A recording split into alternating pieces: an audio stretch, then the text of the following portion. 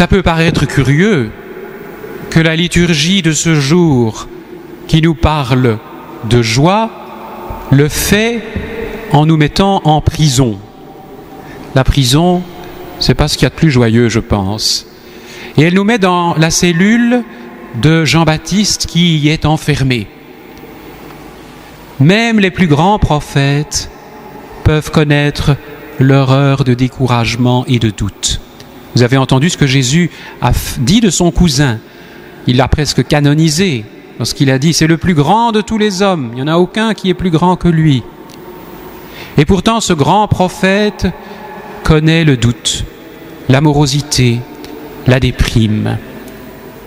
Si Jean-Baptiste est en prison, c'est parce qu'il a osé le ton face au prince. Ah, la vérité, ça coûte cher. Sa mission est terminée. Il va probablement mourir. Alors, du fond de sa prison, il y a une question vitale qui le taraude. Mais es-tu celui qui doit venir ou est-ce que je me suis trompé? Devons-nous en attendre un autre? Jean pose cette question à Jésus par l'intermédiaire de ses disciples. Parce que lui, il a annoncé un Messie justicier, sévère pour ceux qui ne voulaient pas changer de vie. Rappelez-vous ces paroles de la semaine dernière envers les pharisiens, lorsqu'ils tonnaient « engeance de vipères ». C'est pas très joyeux d'entendre des paroles pareilles, mais il n'y allait pas de main morte, Jean-Baptiste. Car un vrai prophète chez les Juifs ne se privait pas de dire des choses franchement désagréables. Et voilà que son cousin, qui passe lui aussi pour un prophète, Jésus, le surprend, le déstabilise, parce que lui, il est doux. S'est-il donc trompé sur la personne? A-t-il désigné à tort l'agneau de Dieu? On voit l'enjeu. Toute sa vie tient à la réponse. Et Jésus va le rassurer en lui montrant d'une manière codée entre eux, à coup de citation du prophète Isaïe, qu'il est effectivement bien le Messie. Et comment il entend l'être? Les aveugles voient, les boiteux marchent, les lépreux sont guéris, les morts ressuscitent. Si Jean était troublé, frères et sœurs, c'est parce qu'il devait encore apprendre de quel Messie son peuple avait besoin. Et nous aussi, nous devons encore beaucoup apprendre ou réapprendre. On voit beaucoup de gens aujourd'hui, même des chrétiens, qui disent être sauvés, le salut. Mais sauvé de quoi? Moi je vais très bien, merci. Le salut, qu'est-ce que c'est? Encore un de ces mots galvaudés que certains ne connaissent que de leur catéchisme ou du credo, où nous disons effectivement toutes les semaines, pour nous les hommes et pour notre salut, il descendit du ciel. Mais qu'est-ce que ça veut dire? Il faut du temps peut-être pour comprendre profondément que nous avons tous besoin d'être sauvés. Nous sommes là bien installés dans nos petites vies. Est-ce que nous avons besoin d'un Rédempteur? Oui, nous avons besoin d'un Rédempteur. Et Jésus, qui veut dire Dieu sauve, vient justement pour cela, pour me sauver moi. Si j'accepte de regarder notre monde et aussi ma vie en réalisant qu'il y manque encore beaucoup d'amour, alors tout ce qui y est boiteux, cette question de Jean a des chances de devenir aussi la mienne. Et j'ai vraiment envie, en cet avant 2016, de voir naître un Messie qui, dans mon cœur et dans le cœur de mes frères humains, puisse vivre aujourd'hui la splendeur et la douceur de son œuvre de salut.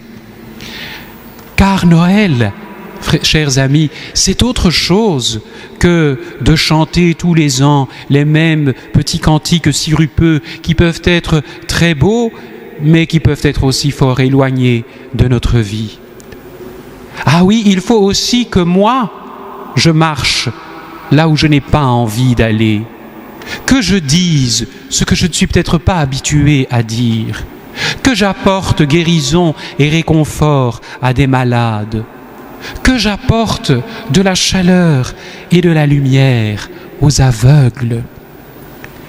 Alors, nos cœurs seront vraiment nouveaux, comme nous le demandions dans cette très belle oraison que j'ai priée en votre nom au début de la Sainte Messe, où nous disions ceci: « Tu le vois, Seigneur, ton peuple se prépare à célébrer la naissance de ton Fils. » Ton peuple se prépare. Ça, c'est Noël. Le 3e dimanche de l'Avent, il y a chez moi tous les ans un marché de Noël. Et chaque fois je me fais la réflexion, lorsque nous chantons les vêpres solennellement dans notre église abbatiale le soir, nous voyons beaucoup de gens entrer et sortir pendant l'office pour venir voir la crèche. Et juste pendant tout ce brouhaha, où nous avons des gens qui ont été manger des saucisses et boire du vin chaud, nous prions cette prière: « Tu le vois, Seigneur, ton peuple se prépare à célébrer la naissance de ton Fils. » Et chaque fois, je me fais la réflexion, eh bien, je crois que si le bon Dieu voit comment les gens se préparent à célébrer la naissance de son Fils en mangeant des saucisses et en buvant du vin chaud, il doit un peu froncer les sourcils. Mais qu'importe, l'essentiel, c'est que nous nous préparions. Pas plus tard que cette semaine, une personne m'envoie un de ces beaux messages virtuels. Vous voyez le genre de message avec de la musique du style « I'm dreaming of a white Christmas » et des belles images et des petits flocons de neige qui tombent pendant que vous êtes en train de regarder le beau message. Et ce message disait ceci: « L'année dernière, c'était mon anniversaire. Tu avais invité beaucoup de gens chez toi. On a mangé, on a ri, on a bu. Puis, à la fin, un gros bonhomme rouge est entré avec un gros pompon blanc et un sac rempli de cadeaux. Il poussait des « ho ho ho ho ho » et vous vous êtes tous échangés des cadeaux. Mais pour moi, il n'y avait pas de cadeaux. Et pourtant, c'était mon anniversaire. Et personne ne pensait à moi. » Signé Jésus. C'est très interpellant, je pense. Et c'est pourtant ainsi que malheureusement beaucoup de personnes fêtent Noël, l'anniversaire de Jésus, la naissance du Sauveur. La question de Jean se décline au fond de nous. Es-tu celui qui doit venir dans nos vies? Ou bien sommes-nous repus, blasés, comblés, nous n'attendons plus rien, si ce n'est la rentrée sur notre fiche de paye à la fin du mois? Quelle sorte de Messie dois-tu être pour moi? Es-tu celui qui m'aime depuis toujours et que je connais si peu encore? Amen.